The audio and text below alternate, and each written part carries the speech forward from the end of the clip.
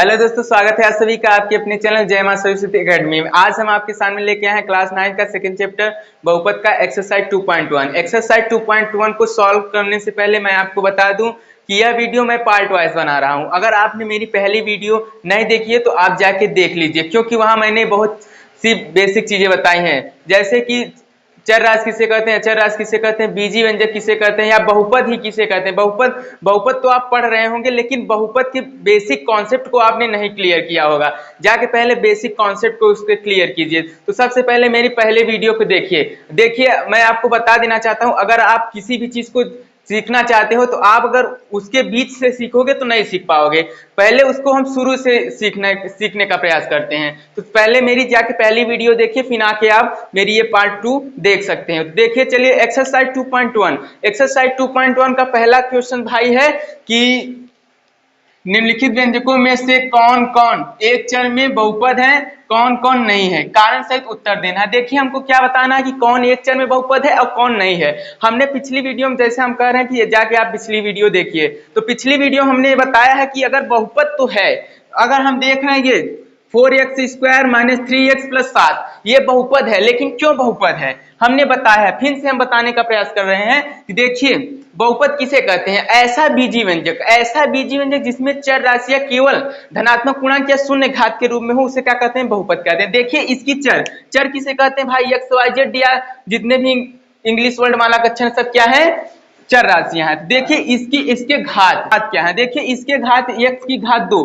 इसके x की घात 2 है जो कि धनात्मक पूर्णांक है, और ये इसकी x की घात यहाँ 1 मान लिया गया है, और यहाँ ये अचर राशि है तो इसकी घात कितनी होगी, 0। तो हमने कहा ऐसा बीजी व्यंजक जिसके चर की घात धनात्मक पूर्णांक या शून्य घात के रूप में, उसे क्या कहते हैं, बहुपद कहते हैं। देखिए ये धनात्मक पूर्णांक है, 2 और 1 धनात्मक पूर्णांक है, और यहाँ 0 है, तो ये क्या हो गया भाई, हमारा ये बहुपद हो गया। हमने ये जान लिया कि ये बहुपद है कि नहीं, तो हमने ये देखा कि ये बहुपद है। लेकिन यहाँ ये कह रहा है कि एक चर में कौन बहुपद है और कौन नहीं है। अब हमने बताया था कि भाई एक चर के बहुपद कौन होंगे, कौन दो चर का बहुपद होगा, कौन तीन चर का बहुपद होगा। देखिए बहुपद में जितने चर राशियां होंगी ना, बहुपद में जितने चर राशियां होंगी उतने चर का बहुपद हम कहेंगे। जैसे देख रहे हैं हम, इसमें एक चर है, क्या है, यक्ष एक चर है, तो एक चर वाला बहुपद। अगर इसमें दो चर हो जाता, मान लीजिए y हो जाता, दो चर हो जाता, तो इसको क्या कहते हैं, दो चर वाला बहुपद कहते हैं। तीन चर हो जाता तो तीन चर वाला बहुपद, चार चर हो जाता तो चार चर वाला बहुपद। मतलब जितने जितने चर राशियां होंगी उतने चर वाला हम बहुपद कहेंगे। ये इसमें कोई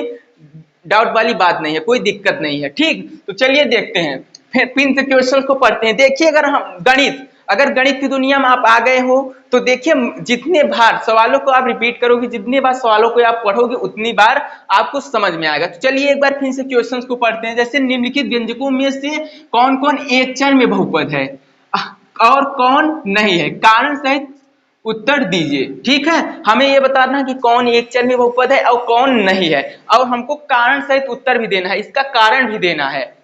अगर एक चर में बहुपद है तो ठीक है, अगर नहीं है तो इसका कारण भी देना है कि क्यों नहीं है, और है तब भी हमको कारण देना है कि क्यों है। तो देखिए हमने क्या कहा, अगर जितनी चर राशियां होंगी उतने चर वाला हम उसको बहुपद कहेंगे। अब इसमें देख रहे हैं भाई यक्ष है, मतलब एक चर राशि है। कितनी चर राशि है, एक चर राशि है, तो ये कितने चर वाला बहुपद हो गया, एक चर वाला बहुपद। तो हम ये एक चर वाला बहुपद है, तो आइए इसे लिख लेते हैं। देखिए कैसे लिखना है, आपको एग्जाम में कैसे लिखना है ये देख लीजिए।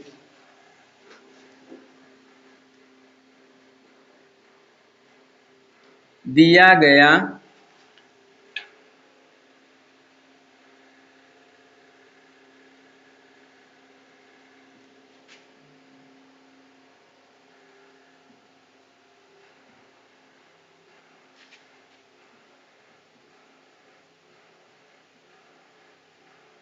देखिए जो दिया गया बहुपद है ना, ये एक चर वाला बहुपद है, क्योंकि इसमें देखिए यक्ष एक ही चर है, दो चर नहीं। अगर दो चर हो जाता, मान लो जेड कर देते, दो चर हो जाता तो दो चर वाला बहुपद हो जाता, ठीक। तो इसमें एक चर है तो इसलिए एक चर वाला बहुपद है। तो दिया गया बहुपद एक चर वाला बहुपद है, क्योंकि भैया इसमें एक चर है, क्योंकि इसमें एक चर है।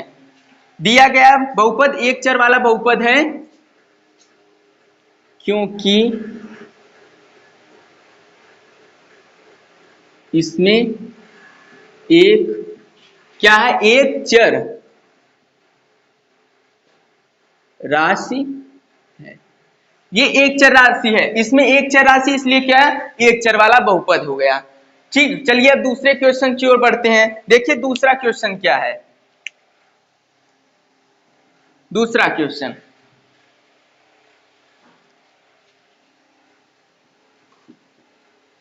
दूसरा क्वेश्चन क्या दिया है, दूसरा क्वेश्चन दिया है वाई स्क्वायर प्लस करनी में 2। देखिए ये एक्सरसाइज 2.1, एक्सरसाइज 2.1 का पहला क्वेश्चन है, जिसमें कि इसमें 5 क्वेश्चन है, हमें 5 क्वेश्चन पूछे गए हैं। देखिए बोर्ड यहाँ छोटा है इसलिए हम उसको लिख नहीं पा रहे हैं। ठीक, तो इसे बारी बारी हम सॉल्व करेंगे, फिर उसके बाद हम क्वेश्चन नंबर 2 की ओर बढ़ेंगे। तो देखिए ये दूसरा क्या दिया है, वाई स्क्वायर प्लस करनी में 2। तो वाई स्क्वायर प्लस करनी में 2, अब इसमें हमको बताना है कौन एक चर का बहुपद है और कौन नहीं है। तो ये जाहिर सी बात है, इसमें देख रहे हैं y है जो कि क्या है, एक चर राशि है। y है एक चर राशि, इसलिए कितने चर वाला बहुपद हो गया, एक चर वाला बहुपद। तो आइए लिख लेते हैं इसको।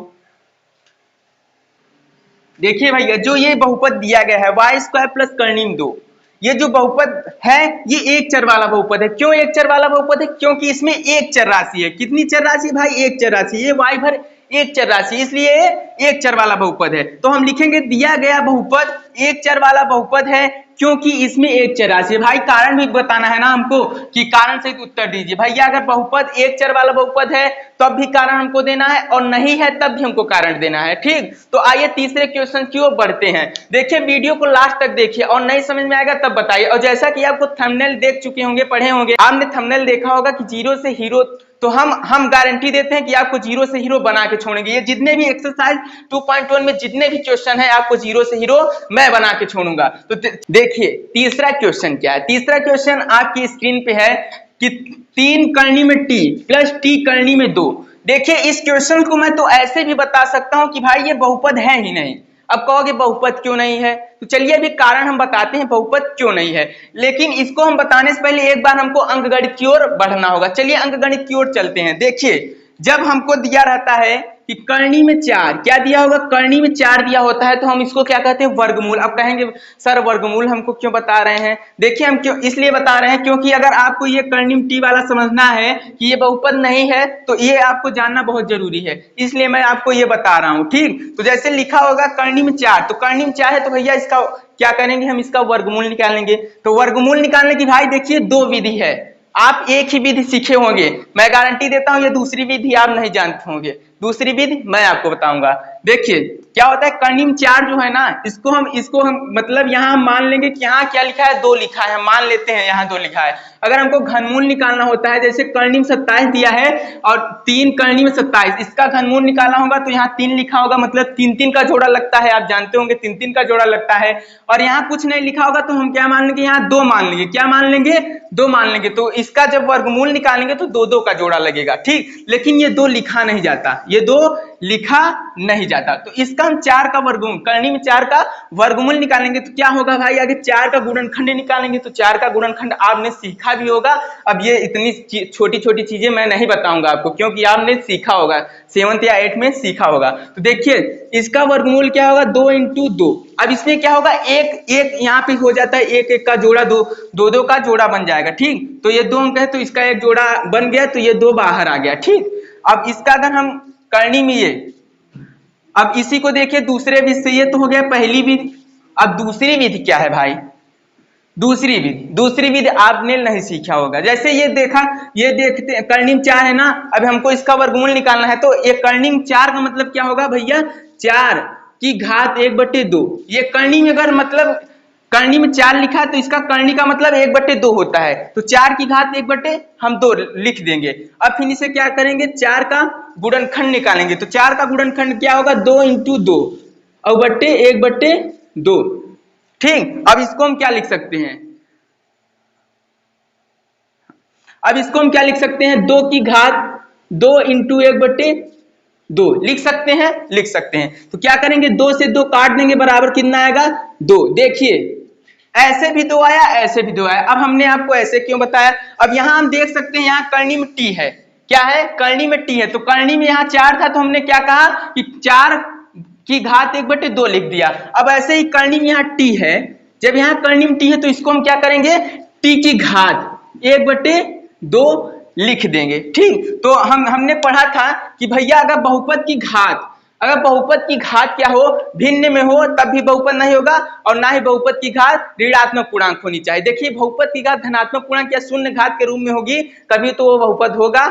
अगर बहुपद की घात ऋणात्मक पूर्णांक या भिन्न के रूप में होगी तो बहुपद नहीं होगा। हमने पढ़ा है पिछली वीडियो में, और यहां भी हमने बता दिया आपको, ठीक। तो देखिए ये बहुपद नहीं है, हम जान गए ये बहुपद नहीं है। क्यों बहुपद नहीं है? इसको हम अगर वास्तविक रूप में इसे लिखेंगे, विस्तार रूप में जिसको कहते हैं, ऐसे लिखेंगे तो देखिए कैसे लिखेंगे कि 3, कैसे लिखेंगे 3, और ये जो टी है ना इसको क्या लिखेंगे, अभी हमने यहाँ बताया आपको, सिद्ध किया, तो इसको लिखेंगे टी और 1/2 ऐसे लिखेंगे, और प्लस टी करनी में 2।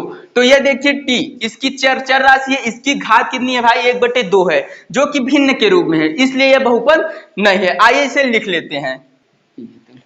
देखिए ये जो बहुपद दिया गया है, तीसरा क्वेश्चन क्या था भाई, ये हमको बताना था कि एक चर में बहुपद है, मतलब हमको क्या बताना, तीसरा क्वेश्चन हमारा क्या था कि हमको बताना था कौन कौन एक चर में बहुपद है और कौन नहीं है, और उसको कारण सहित उत्तर देना था, ठीक। तो हमारा पहला और दूसरा क्वेश्चन क्या था कि एक चर का बहुपद था, लेकिन ये तीसरा क्वेश्चन बहुपद ही नहीं है। बहुपद इसलिए नहीं है क्योंकि यहाँ चर की घात जो है भैया भिन्न के रूप में है, और चर की घात जब भिन्न के रूप में होती है तो बहुपद नहीं होता है। तो यहाँ देख रहे हैं बहुपद की चर की घात क्या है, भिन्न के रूप में, इसलिए बहुपद नहीं है। तो हम ऐसे लिखेंगे कि दिया गया बीजीय व्यंजक बहुपद नहीं है क्योंकि टी की घात भिन्न के रूप में है, ठीक, इसलिए यह बहुपद नहीं है। आइए अब चौथे क्वेश्चन की ओर बढ़। देखिए हमारा चौथा क्वेश्चन क्या है भाई, y प्लस 2/y, ठीक। अब फिर से हम आपको एक बार अंक गणित की ओर ले चलना चाहते हैं। देखिए क्या होता है, एक सूत्र होता है, हमने 7 या 8 में पढ़ा है कि क्या होगा, a की घात n, ठीक, a की घात n बराबर क्या होगा भाई, 1/a की घात -n। ये हमने पढ़ा है 7th या 8th में, ये भाई बीजगणित का है, बीजगणित का ये फार्मूला है, ठीक। तो a की घात n बराबर 1/a की घात -n, मतलब अगर a की घात n के रूप में होगा तो इसे हम कैसे लिखेंगे, 1/a की घात -n के रूप में लिखेंगे। तो देखिए इसे हम कैसे लिखेंगे, ठीक, बात आ रही है इस पे, ये तो अपने असली, ये तो सही है भाई, y की घात 1 है यहाँ पे, लेकिन भैया ये 2/y है, ये जो कि भिन्न में है, ये भिन्न में लिखा गया है ना, तो इसे हम ऐसे लिखेंगे। ये कि अभी हमको किस रूप में दिख रहा है, अभी इस रूप में हमें दिख रहा है, किस रूप में दिख रहा है, इस रूप में दिख रहा है, भिन्न के रूप में दिख रहा है ना वो। अब देखिए इसे हम कैसे लिखेंगे, y की घात 1 प्लस इसे क्या लिखेंगे 2। देखिए ये जब माइनस में होगा तो यहाँ क्या हो रहा है, प्लस में हो जा रहा है ना, तो ये देखिए यहाँ प्लस में है, तो अगर ये माइनस में है तो यहाँ पे प्लस में हो जाएगा जब इसको ऐसे लिखेंगे, और जब प्लस में होगा तो ये माइनस में हो जाएगा, कहने का मतलब ये है। तो ये देखिए यहाँ इसकी घात अगर देखें तो ये प्लस में है, तो ये क्या हो जाएगी, माइनस में हो जाएगी, तो 2 और y की घात -1, तो ऐसे हो जाएगी, y की घात 1 प्लस 2 y की घात -1। तो ये देख रहे हैं, हमने बताया था कि बहुपद की चर की घात क्या होनी चाहिए, ऋणात्मक पूर्णांक भी नहीं होनी चाहिए। तो ये यहाँ देख रहे हैं इसकी घात तो भैया 1 है जो कि धनात्मक पूर्णांक है, लेकिन इसकी घात -1 है जो कि ऋणात्मक पूर्णांक है, इसलिए बहुपद नहीं है। आइए हम लिख लेते हैं, ठीक। ये दिया गया बीजीय व्यंजक बहुपद नहीं है क्योंकि यहाँ चर y की घात क्या है, ऋणात्मक पूर्णांक है, ऋणात्मक पूर्णांक के घात के रूप में, इसलिए बहुपद नहीं है। हम यही लिख लेंगे कि दिया गया बीजीय व्यंजक बहुपद नहीं है क्योंकि चर y की घात ऋणात्मक पूर्णांक है। भाई यहाँ देख रहे हैं y की घात क्या है, -1 है, इसलिए बहुपद नहीं। बढ़ते हैं पांचवें क्वेश्चन की ओर। पांचवा क्वेश्चन क्या है, x की घात 10 y की घात 3 प्लस t की घात 50। अब हम देख रहे हैं कि भैया ये क्या है, ये देख रहे हैं धनात्मक पूर्णांक है, ये क्या है, धनात्मक पूर्णांक, मतलब ये बहुपद तो है, ये हमको ये पता चल गया कि ये क्या है, बहुपद है, लेकिन कितने चर वाला बहुपद है। हमसे ये पूछा है कि कौन एक चर में बहुपद है और कौन नहीं है, कारण सहित उत्तर देना है हमें। तो ये हमें तो पता चल गया कि ये बहुपद है, लेकिन कितने चर वाला बहुपद है। हम यहाँ देख रहे हैं भैया 3 हमको चर राशियां दिखाई दे रही हैं, 1 2 3, ठीक, एक x है, एक y है, एक t है, तो 3 चर राशियां दिखाई दे रही हैं, इसलिए कितने चर वाला बहुपद है, एक चर वाला बहुपद। लेकिन क्वेश्चन के अनुसार हमको उत्तर देना है, यहाँ कह रहा है कि कौन एक चर में बहुपद है कौन नहीं है। तो ये जो बहुपद दिया गया, ये दिया गया बहुपद क्या है, एक चर का बहुपद नहीं है, क्योंकि इसमें 3 चर राशियां हैं। आइए लिख लेते हैं। देखिए पांचवा क्वेश्चन क्या है कि हमने जैसा प्रश्न कह रहा था वैसा हमने कर दिया कि दिया गया बहुपद एक चर वाला बहुपद नहीं है क्योंकि इसमें 3 चर राशियां, कितनी चर राशियां भाई, 3 चर राशियां। देखिए x y z 3 चर राशियां हैं, तो इसलिए कितनी चर वाला बहुपद हो गया, 3 चर वाला बहुपद। दूसरा क्वेश्चन को पढ़ते हैं। निम्नलिखित में से प्रत्येक में यक्स स्क्वायर का गुणांक बताओ। देखिए हमने गुणांक के बारे में पढ़ा है, पहली वीडियो हमने पढ़ा कि भैया गुणांक किसे कहते हैं। देखिए बहुपद जो चर राशि से सटा होता है ना, जो चर राशि, जैसे ये हमने देख लिया बहुपद है, अब बहुपद में जो चर राशि से सटा होता है उसे क्या कहते हैं, गुणांक कहते हैं। जैसे यहाँ यक्स स्क्वायर गुणांक, अगर हमसे पूछ लिया जाए यक्स स्क्वायर का गुणांक क्या है, तो यहाँ देख रहे हैं यहाँ यक्स स्क्वायर से क्या सटा है, एक सटा है। अब क्यों सटा है, क्योंकि अगर हम एक का गुणा भाई यक्स स्क्वायर में करते हैं तो क्या होगा, क्या आएगा, यक्स स्क्वायर ही आएगा। अगर यहाँ भी हमारा एक लिखा है, अगर हम एक का गुणा यक्स में करेंगे तो क्या आएगा, यक्स ही आएगा। तो मतलब जो चर राशि से जो अचर राशि सटी होती है उसे क्या कहते हैं, गुणांक कहते हैं। चर राशि से जो अचर राशि सटी होती है उसे क्या कहते हैं, गुणांक कहते हैं। तो यहाँ देखिए हमसे पूछा है यक्स स्क्वायर का गुणांक बताओ, तो यक्स स्क्वायर का गुणांक क्या है भाई, यहाँ यक्स स्क्वायर गुणांक क्या है, एक है, क्योंकि यहाँ यक्स स्क्वायर से एक सटा हुआ है, मतलब गुणा किया हुआ है। ठीक, तो ये यक्स स्क्वायर गुणांक क्या है, यहाँ पे एक है। तो चलिए ये लिख लेते हैं।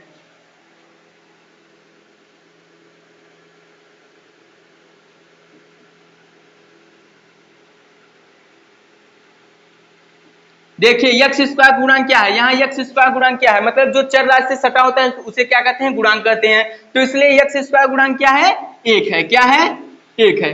अब चलिए दूसरा क्वेश्चन लिख ले। देखिए दूसरा क्वेश्चन दिया है 2 minus x square plus x cube. तो इसमें हमको बताना है एक्स स्क्वायर का गुणांक। अब देखिए यहाँ एक्स स्क्वायर से क्या सटा हुआ है, यहाँ एक सटा हुआ है, यहाँ एक सटा हुआ है, क्योंकि अगर एक्स स्क्वायर का गुणा एक में करेंगे तो क्या आएगा, एक्स स्क्वायर ही आएगा। तो यहाँ एक सटा हुआ है, तो यहाँ एक्स स्क्वायर गुणांक क्या है, माइनस एक है। यहाँ एक्स स्क्वायर गुणांक ये ऋण भी लेंगे, ये माइनस भी लेंगे। ठीक, तो यहाँ एक्स स्क्वायर गुणांक क्या है, माइनस एक है। तो लिख लेते हैं आइए,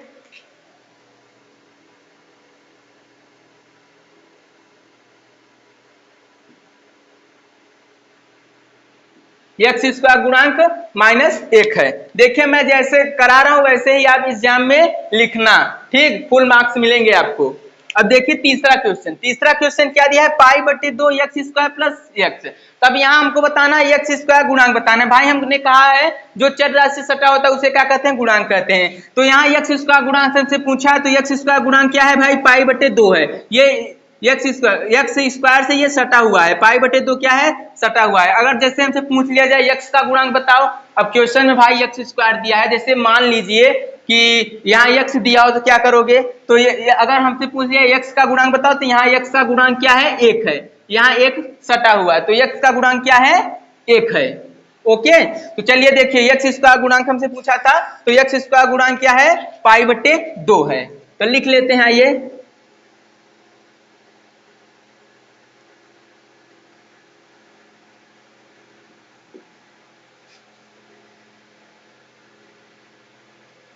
एक्स स्क्वायर गुणांक पाई बटे 2 है। देखिए चौथा क्वेश्चन दिया है करनी में 2 एक्स। देखिए करनी में 2 बस है, एक्स करनी में नहीं है। ठीक, तो करनी में 2 एक्स माइनस 1, तो ये चौथा क्वेश्चन है। तो यहाँ एक्स स्क्वायर गुणांक पूछा है भाई, अब एक्स स्क्वायर है ही नहीं, अब एक्स स्क्वायर गुणांक क्या होगा, शून्य होगा। ठीक, तो आइए लिख लेते हैं,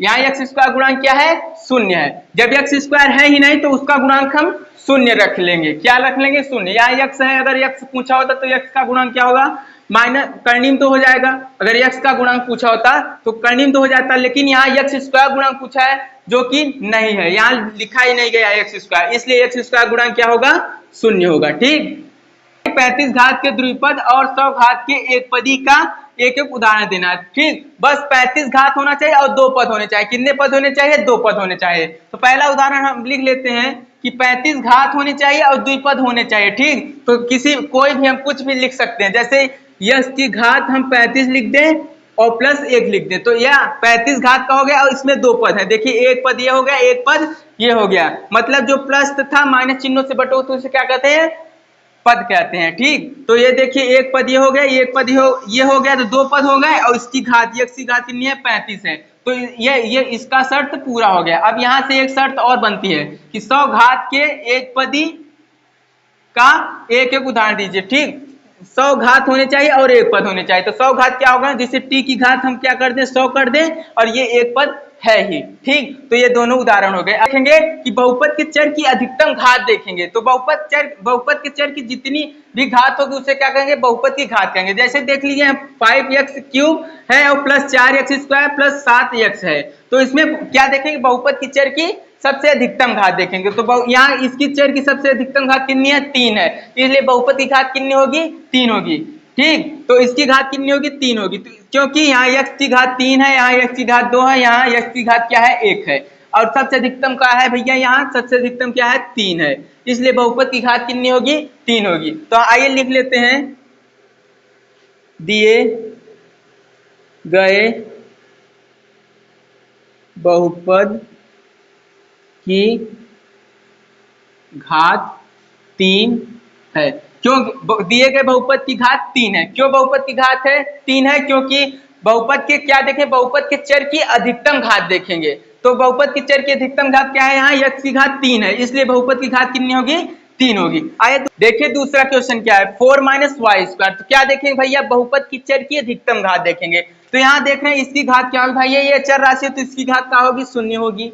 ठीक, इसकी घात क्या होगी, 0 होगी, और -y की घात क्या है, 2 है, बस यही है। तो यहाँ चर की अधिकतम घात देखेंगे तो चर राशि ये है, तो इसकी अधिकतम घात कितनी है भैया, 1 है, ये 2 है, तो इसलिए इसकी बहुपद की घात कितनी होगी, 2 होगी। देखिए इस बहुपद की घात कितनी है, 2 है। अब चलिए ये देखिए चौथा का तीसरा क्वेश्चन, नंबर चौथा का तीसरा क्या है, 5t माइनस करनी में 7, इसकी भी घात बताना है और 3 की भी घात बताना है। तो इसकी क्वेश्चन नंबर 4 का ये तीसरा और चौथा है, क्वेश्चन का क्या देंगे भाई, आप लोग कमेंट में इसका रिप्लाई दीजिए कि इसकी घात क्या होगी। ठीक, ये आप लोगों को बताना है, ये मैं नहीं बताऊंगा, और जो सही बताएगा मैं उसका जरूर रिप्लाई दूंगा। अच्छा खराब क्या है, सही है कि गलत है, मैं ये जरूर आपको बताऊंगा। ठीक, तो चलिए ये क्वेश्चन नंबर 4 का तीसरा और चौथा आपको अपने से करना है, कमेंट में आप जरूर बताइएगा। अच्छा ये देखिए पांचवा क्वेश्चन क्या है, बताइए कि निम्नलिखित बहुपदों में कौन कौन बहुपद रैखिक हैं, कौन कौन द्विघात बहुपद है और कौन कौन त्रिघात है। देखिए यहाँ रैखिक, पहले रैखिक का शब्द समझ लीजिए, रैखिक यानी एक होता है, क्या होता है, रैखिक यानी एक होता है, मतलब जिसकी घात एक हो उसे क्या कहेंगे, रैखिक बहुपद। देखिए बहुपद को हमने बताया, बहुपद को 2 भागों में बांटा गया है, एक तो पद के आधार पर, एक तो घात के आधार पर। तो हमें यहाँ किसके, यहाँ हमको घात के आधार पे बताना है, कौन रैखिक बहुपद है, कौन द्विघात बहुपद है और कौन त्रिघात बहुपद। देखिए बहुपद की मतलब बहुपद की घात, बहुपद की चर की अधिकतम घात देखेंगे, तो अगर बहुपद की चर की अधिकतम घात 1 है तो क्या रहेगा, रैखिक बहुपद। बहुपद की चर की अधिकतम घात क्या होगा, 2 होगा तो क्या होगा, द्विघात बहुपद। और बहुपद की चर की अधिकतम घात क्या होगा, 3 होगा तो क्या होगा, त्रिघात बहुपद। ये पहले क्वेश्चन, पहला क्वेश्चन क्या है, x² प्लस x। ठीक, तो अब यहाँ देखिए बहुपद की चर की अधिकतम घात देखेंगे, तो बहुपद की चर की अधिकतम घात क्या है, यहाँ 2 है, यहाँ 1 है, तो ये इसमें कौन बड़ा है भैया, 2 बड़ा है कि 1 बड़ा है, चल क्यों नहीं रहा है भाई। ठीक, यहाँ देखेंगे x² प्लस x, और इसको हम इसकी घात क्या होगी, 1 होगी। तो यहाँ हम देखेंगे कि भैया किसकी घात बड़ी है, तो यहाँ देख रहे हैं x की घात 2 है जो कि अधिक है, तो इसलिए ये कौन सा बहुपद होगा, ये द्विघात बहुपद है। कौन सा बहुपद है, द्विघात बहुपद है। ठीक, अब आइए दूसरा क्वेश्चन क्या है, x माइनस x की घात 3। तो यहाँ देखेंगे भैया x माइनस x की घात 3, यहाँ x की घात कितनी है, 1 है, और माइनस x की घात कितनी है, 3 है, तो यहाँ x की चर की अधिकतम घात कितनी है, 3 है, इसलिए कौन सा बहुपद है, त्रिघात बहुपद है। कौन सा बहुपद है, त्रिघात बहुपद है। देखिए तीसरा क्वेश्चन यही है, y प्लस y की घात 2 प्लस 4, तो यहाँ y की घात कितनी होगी, 1 होगी, यहाँ y की घात 2 है, ये यहाँ अचर राशि है तो इसकी घात कितनी होगी, 0 होगी। तो क्या देखेंगे, बहुपद की चर की अधिकतम घात, तो बहुपद की चर की अधिकतम घात कितनी है, 2 है। ठीक, बहुपद की चर की अधिकतम घात कितनी है, 2 है, तो इसलिए इसकी घात कितनी होगी भैया, 2 होगी। ये कौन सा बहुपद है, द्विघात बहुपद है। कौन सा बहुपद है, द्विघात बहुपद है। ठीक, अब आइए चौथा क्वेश्चन, ये तो कौन सा बहुपद है, ये है रैखिक बहुपद, क्योंकि इसकी घात हमने बताया था रैखिक यानी 1 होता है, क्या बताया था, रैखिक यानी 1, मतलब जिसकी घात 1 उसे क्या कहेंगे, रैखिक बहुपद। तो इसकी घात भैया क्या है, इसकी घात क्या है, 1 है, इसलिए क्या है, रैखिक बहुपद। आप लोग नोट करते जाइए, देखिए कॉपी पेन निकाल के बैठिए, मैं जो बता रहा हूँ आप उसको नोट करते जाइए, और मैं अगर ज्यादा बताने और अगर मान लो मैं इसको लिखवाने लगूंगा तो वीडियो क्या हो जाएगी, लंबी हो जाएगी, इसलिए मैं इसको लिखवा नहीं रहा हूँ, ऐसे ही बता दे रहा हूँ। आप कॉपी पेन लेके बैठे रहिए, ठीक। तो आइए अब देखते हैं पांचवा क्वेश्चन टी। पांचवा क्वेश्चन क्या दिया है, 3t। तो मतलब ये कौन सा बहुपद है, रैखिक बहुपद, क्योंकि इसकी घात क्या होगी, 1 होगी, ठीक। अब छठवां क्वेश्चन है आर स्क्वायर। आर स्क्वायर दिया है मतलब इसकी घात देखेंगे हम 2 है, तो ये कौन सा बहुपद होगा, ये होगा द्विघात बहुपद। कौन सा बहुपद होगा, द्विघात बहुपद, ठीक। अब आइए देखिए सातवां 7x3।